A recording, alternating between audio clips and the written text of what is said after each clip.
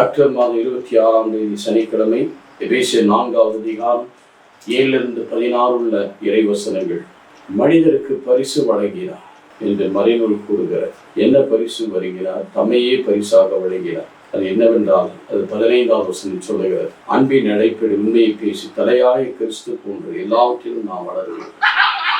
ஆண்டவர் எல்லாவற்றிலும் நிறைவு பெற்றவராக இந்த பூமியில இருக்கிறார். தன்னையே நமக்கு முழுமையாக கொடுத்திருக்கிறார்.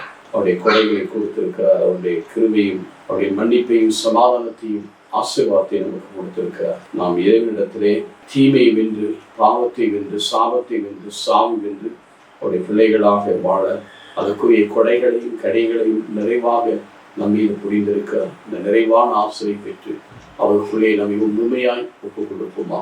நீங்கள் நல்ல ஆண்டவரை அவருடைய மாபெரும் கிருபைகளையும் கொடைகளையும் கனிகளையும் கொடுத்து நீர் எங்களுக்கு பரிசாக வழங்கி இருக்கிறீர். தீமையை அழைத்து, பொல்லாப்புகளை அழைத்து நாங்கள் உம்மோடு உறவு கொண்டு உடைய பங்காளிகளாக, உடைய உடல் உறுப்புகளாக, வாக்குறுதியின் மக்களாக எங்களை வைத்திருக்கிறீர். புதிய உடன்படிக்கையில் நிலை கொண்டு வாழ எங்களுக்கு உதவி செய்யும் நல்ல தந்தையே.